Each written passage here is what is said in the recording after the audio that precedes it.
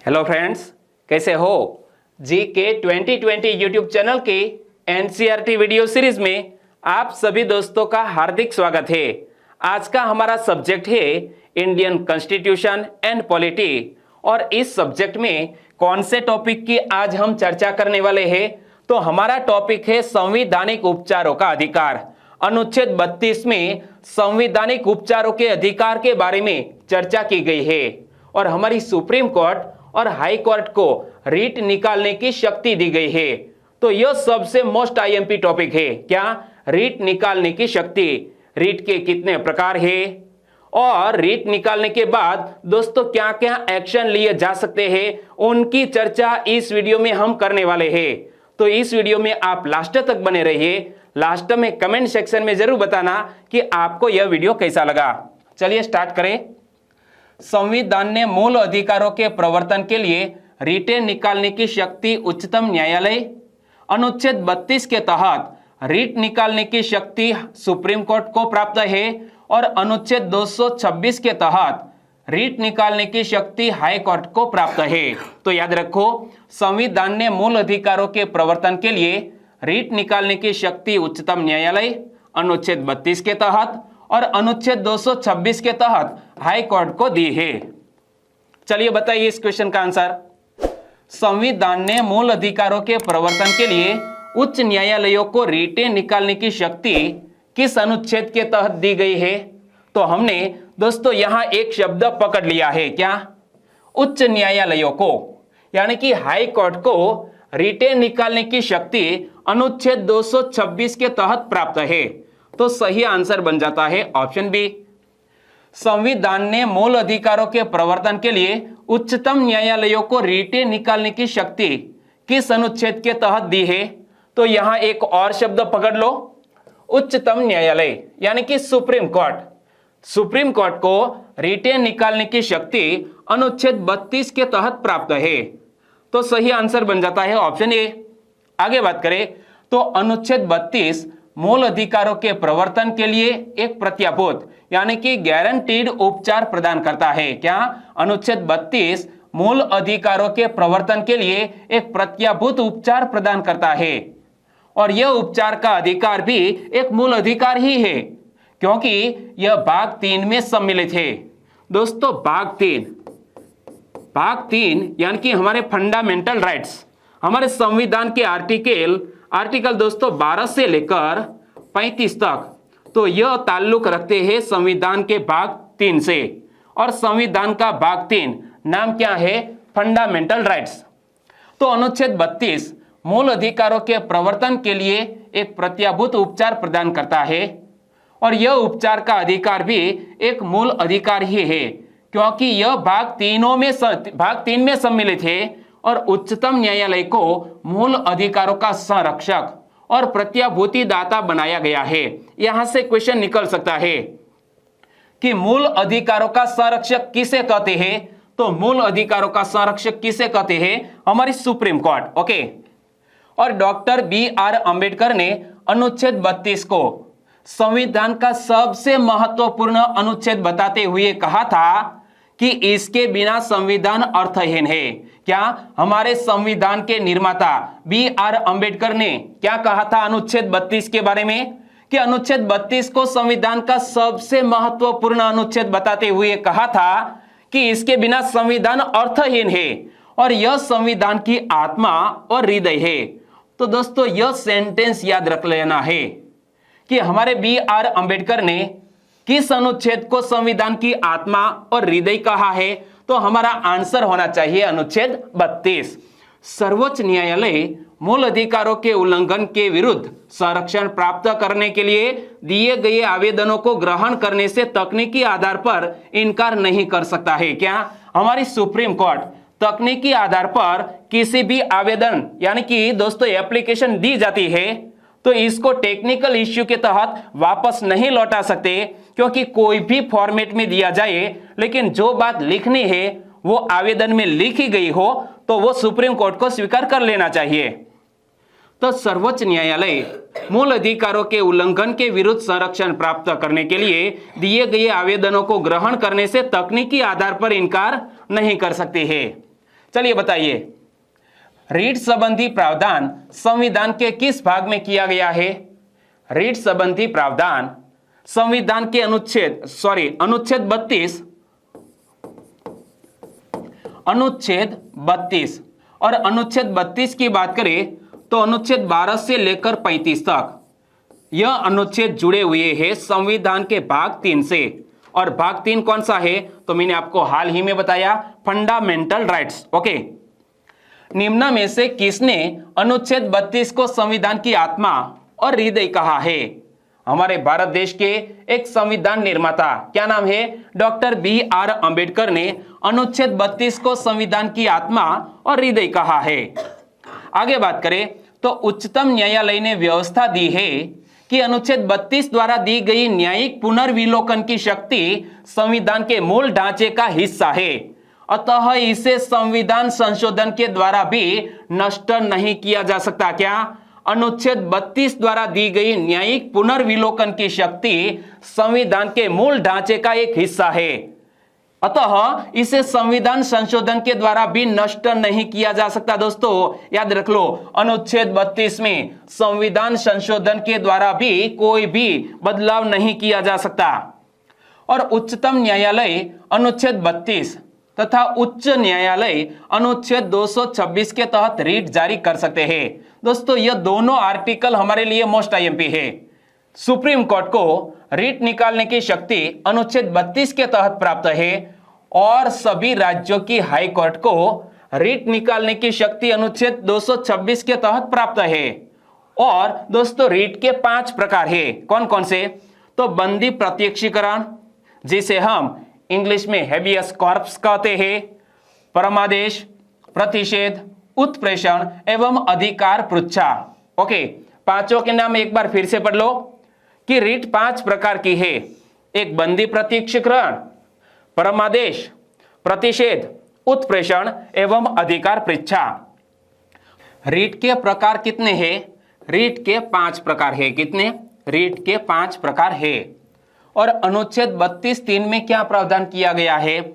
अनुच्छेद 32(3) में संसद को यह अधिकार दिया गया है कि वह किसी अन्य न्यायालय को भी इन रीटों को जारी करने का अधिकार दे सकती है। हालांकि संसद ने अभी तक ऐसा नहीं किया है। क्या?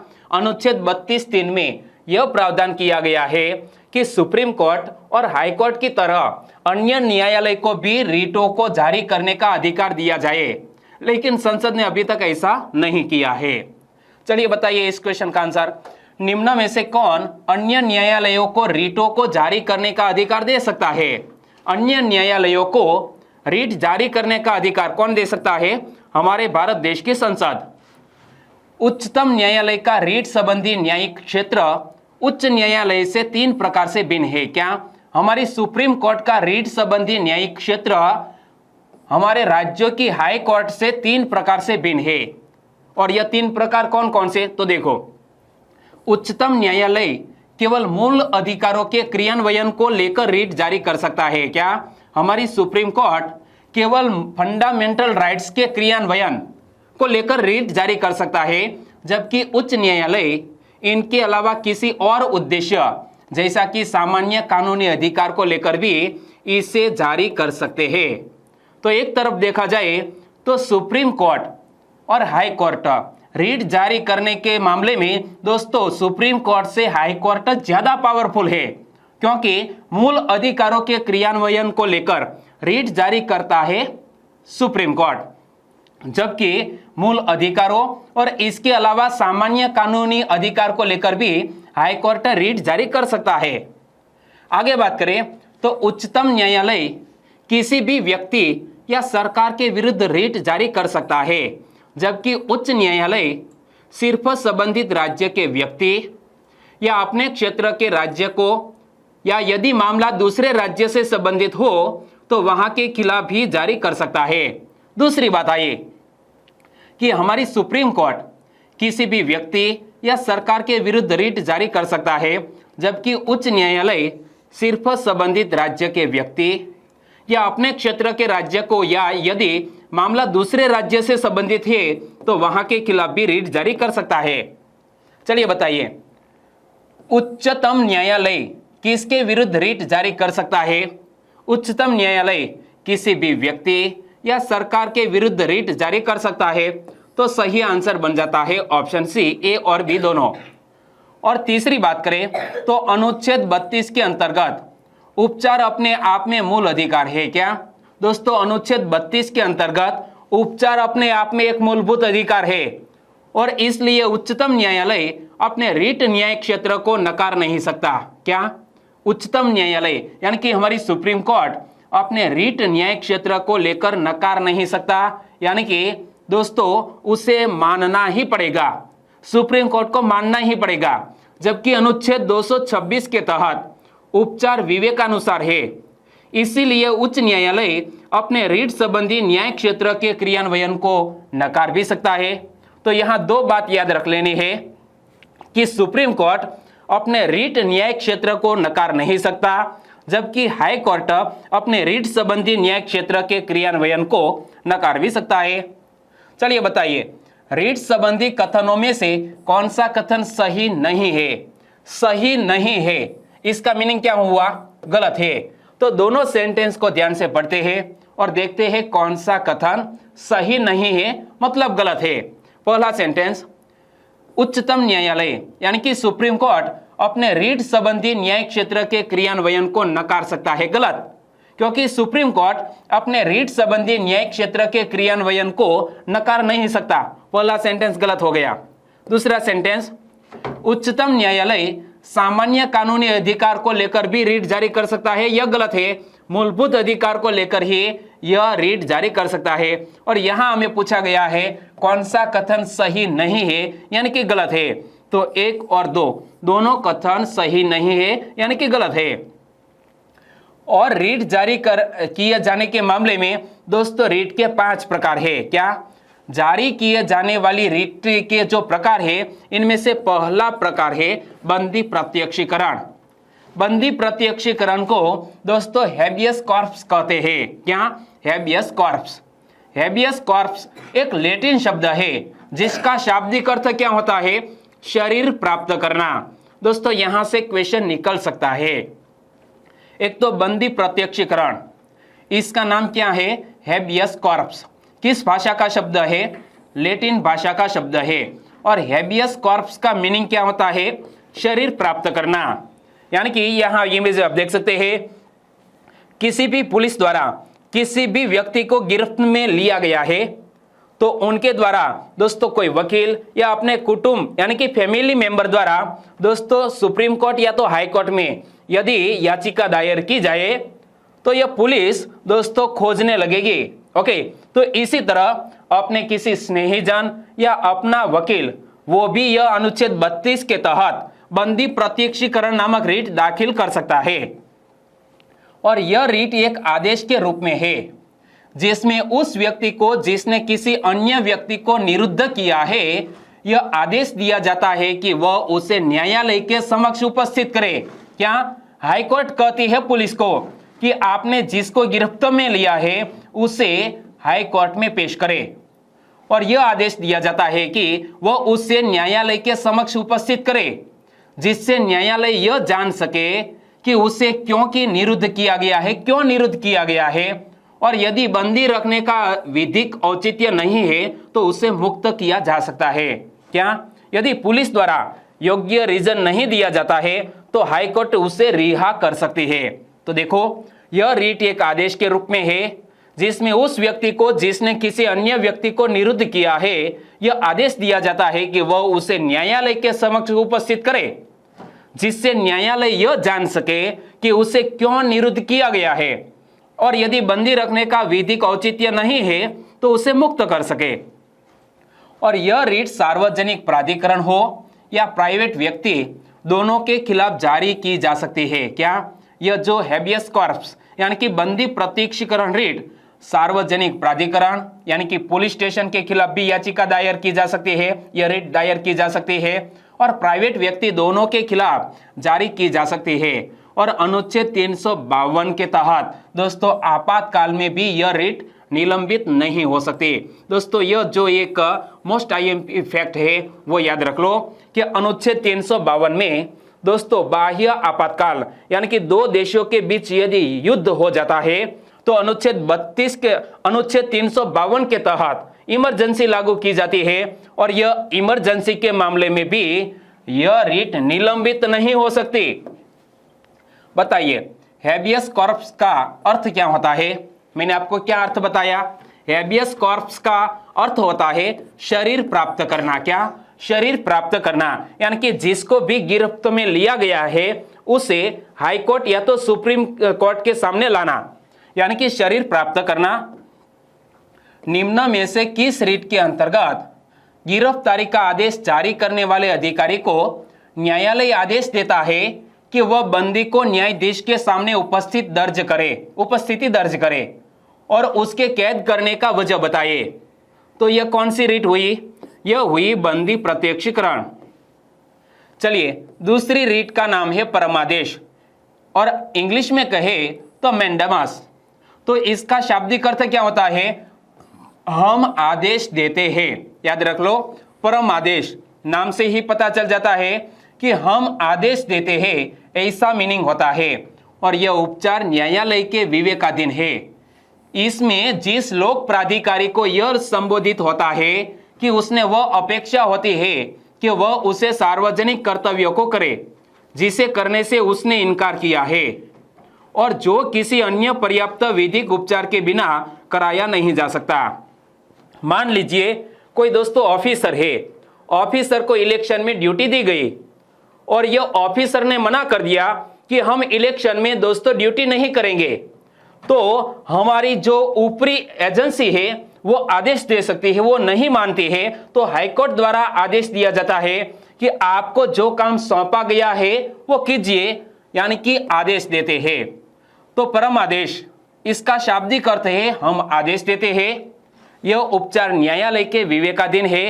इसमें जिस लोक प्राधिकारी को यह संबोधित होता है कि उसने यह अपेक्षा होती है कि वह उस सार्वजनिक कर्तव्यों को करे जिसने करने से उसने इनकार किया है और जो किसी अन्य पर्याप्त विधिक उपचारों के बिना कराया नहीं जा सकता। चलिए बताइए निम्न में से किस रिट के द्वारा न्यायालय अधिकारी को आदेश देती है कि वह उस कार्य को करे जो उसके क्षेत्र अधिकार के अंतर्गत है? तो यहां इसे क्या बोलते हैं? आदेश दिया है। तो यह रिट का प्रकार हो सकता है परमादेश। तीसरी रिट का नाम है प्रतिषेध। प्रतिषेध इंग्लिश में बोले तो प्रोहिबिशन। और प्रतिषेध का शाब्दिक अर्थ क्या होता है? प्रतिषेध का शाब्दिक अर्थ होता है रोकना। क्या? प्रोहिबिशन का मीनिंग होता है रोकना। इसे सर्वोत्तम न्यायालय या उच्च न्यायालय द्वारा अधीनस्थ न्यायालयों या न्यायिक निकायों को अपने न्याय क्षेत्र की अधिकारिता से इतर कुछ कार्यों को करने से रोकने के लिए जारी किया जाता है। यानी कि जो सुप्रीम कोर्ट है, यदि हाई कोर्ट कोई ऐसा डिसीजन देती है जो उनके दायरे में नहीं आता है तो सुप्रीम कोर्ट किसको दोस्तों यह प्रतिषेध नामक रिट दाखिल करेंगे? तो हाई कोर्ट को, हाई कोर्ट जिले की अदालतों को। ओके, तो प्रतिषेध शाब्दिक अर्थ क्या हुआ? रोकना। इसे सर्वोच्च न्यायालय या उच्च न्यायालय द्वारा अधीनस्थ न्यायालयों या न्यायिक निकायों को अपने न्यायिक क्षेत्र की अधिकारिता से इतर कुछ कार्यों को करने से रोकने के लिए जारी किया जाता है। और इस रिट का उद्देश्य यह है कि अधीनस्थ न्यायालय अपनी अधिकारिता की सीमा में रहे। क्या? अधीनस्थ न्यायालय अपनी अधिकारिता की सीमा में रहे। इसीलिए जो हाई लेवल की दोस्तों हमारी न्यायिक एजेंसी है, चाहे सुप्रीम कोर्ट या हाई कोर्ट, तो वो इस रिट को दायर कर सकती है। और प्रतिषेध और परमादेश की रिटों में अंतर यह है कि परमादेश कुछ करने का समादेश करती है जबकि प्रतिषेध रिट कुछ करने से रोकती है। दोनों में डिफरेंस क्या है? परमादेश यह रिट तब निकाली जाती है कुछ अधिकारी कोई कार्य करने से मना कर रहा हो और प्रतिषेध कोई न्यायिक अधिकारी अपने दायरे से बाहर का कोई डिसीजन लेता है तो प्रतिषेध यानी कि रोकने के लिए प्रतिषेध रिट दायर की जाती है। परमादेश न्यायिक अधिकारियों और प्रशासनिक अधिकारियों दोनों के विरुद्ध उपलब्ध है। क्या? परमादेश न्यायिक अधिकारियों और प्रशासनिक अधिकारियों दोनों के विरुद्ध उपलब्ध है, जबकि प्रतिषेध और उत्प्रेषण रिटें केवल न्यायिक अधिकारियों के विरुद्ध निकाली जाती है। दोस्तों यहां से क्वेश्चन निकल सकता है कि कौन सी रिटें केवल न्यायिक प्राधिकारियों के विरुद्ध निकाली जाती है, तो प्रतिषेध और उत्प्रेषण रिटें केवल न्यायिक अधिकारियों के विरुद्ध निकाली जाती है, लेकिन परम आदेश न्यायिक अधिकारियों और प्रशासनिक अधिकारियों दोनों के विरुद्ध उपलब्ध है। चलिए बताइए, निम्न में से किस रिट का शाब्दिक अर्थ रोकना ऐसा होता है? रोकना यानी कि प्रतिषेध करना, प्रोहिबिशन। ओके, निम्न में से किस रिट का मुख्य उद्देश्य किसी अधीनस्थ न्यायालय को अपनी अधिकारिता का अतिक्रमण करने से रोकना है? क्या किसी अधीनस्थ न्यायालय को अपनी अधिकारिता का अतिक्रमण रोकने के लिए कौन सी रिट निकाली जाती है? तो यह निकाली जाती है प्रतिषेध। कौन सी? प्रतिषेध। अगली रिट का प्रकार है उत्प्रेषण। इंग्लिश में बोले तो सर्टियोररी। इसका शाब्दिक अर्थ प्रमाणित होना या सूचना देना ऐसा होता है। इसे किसी वरिष्ठ न्यायालय द्वारा अधीनस्थ न्यायालयों को या न्यायिक निकायों को तब जारी किया जाता है जब इस बात का संशय होता है कि न्यायालय ने अपनी अधिकारिता से बाहर जाकर निर्णय दिया है या निर्णय प्राकृतिक न्याय के सिद्धांतों के विरुद्ध है। तब हमारी जो वरिष्ठ न्यायालय है यानी कि हमारी सीनियर न्यायालय सुप्रीम कोर्ट या हाई कोर्ट अधीनस्थ न्यायालयों के खिलाफ इस तरह की रिट जारी करती है। तो इसका शाब्दिक अर्थ होता है प्रमाणित होना या सूचना देना। इसे किसी वरिष्ठ न्यायालय द्वारा अधीनस्थ न्यायालयों को या न्यायिक निकायों को तब जारी किया जाता है जब इस बात का संशय होता है कि न्यायालय ने अपनी अधिकारिता से बाहर जाकर निर्णय दिया है या निर्णय प्राकृतिक न्याय के सिद्धांतों के विरुद्ध हो। चलिए बताइए इस क्वेश्चन का आंसर। वरिष्ठ न्यायालय किसी अधीनस्थ न्यायालय या न्यायिक निकाय जो अपनी अधिकारिता का उल्लंघन कर रहा है उनको रोकने के उद्देश्य से कौन सी रिट जारी करता है? तो रोकने के उद्देश्य से उत्प्रेषण नामक रिट जारी करता है। उत्प्रेषण को इंग्लिश में क्या बोलते हैं? सर्टियोररी। और पांचवी रिट का प्रकार नाम है अधिकार पृच्छा। इंग्लिश में बोले तो को वारंटो। शाब्दिक संदर्भ में इसका अर्थ किसी प्राधिकृत या वारंट के द्वारा है। इसे न्यायालय द्वारा किसी व्यक्ति के सार्वजनिक कार्यालय में अपने पद के दावे की जांच के लिए जारी किया जाता है। अतः वह किसी व्यक्ति द्वारा लोक कार्यालय के अवैध अधिकारों को रोकता है। फिर से देख लो, अधिकार पृच्छा यानी कि को वारंटो। शाब्दिक संदर्भ में इसका अर्थ किसी प्राधिकृत या वारंट के द्वारा है। इसे न्यायालय द्वारा किसी व्यक्ति के सार्वजनिक कार्यालय में अपने पद के दावे की जांच के लिए जारी किया जाता है। अतः वह किसी व्यक्ति द्वारा लोक कार्यालय के अवैध अधिकार को रोकता है और इसे मंत्रित्व कार्यालय या निजी कार्यालय के लिए जारी नहीं किया जा सकता। दोस्तों यहां से क्वेश्चन निकल सकता है कि कौन सी रिट मंत्रित्व कार्यालय या निजी कार्यालय के लिए जारी नहीं की जा सकती? तो सही आंसर होना चाहिए अधिकार पृच्छा। चलिए बताइए, मंत्रित्व कार्यालय या निजी कार्यालय के लिए निम्न में से कौन सी रिट जारी नहीं की जा सकती? हमने किसकी बात की? अधिकार पृच्छा, को वारंटो रिट नहीं निकाली जा सकती। अनुच्छेद 32(3) में कुछ महत्वपूर्ण बात है, वो भी मैं आपको बता दूं। यदि संसद सर्वोच्च न्यायालय को दी गई शक्तियों पर बिना प्रतिकूल प्रभाव डालना चाहे तो अनुच्छेद 32(2) में दी गई शक्तियों में से किन्हीं या सभी का विस्तार किसी अन्य न्यायालय को कर सकती है। और यहाँ किसी अन्य न्यायालय का अर्थ उच्च न्यायालयों से भिन्न न्यायालयों से लिया जाता है। और अनुच्छेद 32(4) में क्या प्रावधान है? तो अनुच्छेद 352 के तहत आपात उद्घोषणा के दौरान राष्ट्रपति अनुच्छेद 359 में दी गई शक्ति का प्रयोग करते हुए अनुच्छेद 32 के तहत मिले अधिकारों को निलंबित कर सकता है। दोस्तों यह भी महत्वपूर्ण प्रावधान है। अनुच्छेद 32(4) में क्या है कि अनुच्छेद 352 के तहत आपात उद्घोषणा के दौरान राष्ट्रपति अनुच्छेद 359 में दी गई शक्तियों का प्रयोग करते हुए अनुच्छेद 32 के तहत मिले अधिकारों को निलंबित कर सकता है। और उच्चतम न्यायालय यानी कि सुप्रीम कोर्ट और उच्च न्यायालय यानी कि हाई कोर्ट के विरुद्ध प्रतिषेध तथा उत्प्रेषण का रिट जारी कर सकता है। क्या हमारा जो सुप्रीम कोर्ट है वो हाई कोर्ट के विरुद्ध प्रतिषेध या उत्प्रेषण का रिट जारी कर सकता है, परंतु उच्च न्यायालय उच्चतम न्यायालय के विरुद्ध ऐसा नहीं कर सकते। क्या हमारा जो हाई कोर्ट है वो हमारी सुप्रीम कोर्ट के खिलाफ ऐसे रिट नहीं जारी कर सकता है, बल्कि सुप्रीम कोर्ट है वो हाई कोर्ट के खिलाफ यह प्रतिषेध और उत्प्रेषण का रिट जारी कर सकता है। तो यहाँ यह रिट से संबंधित आर्टिकल 32 हमने पढ़ा। वाकई में आपको मजा आया है, हेल्पफुल लगा है तो आपके दोस्तों को फेसबुक, व्हाट्सएप या टेलीग्राम के जरिए इस वीडियो की लिंक शेयर करना मत भूलिएगा। फिर मिलेंगे एक नए टॉपिक के साथ, तब तक के लिए टेक केयर एंड जय हिंद।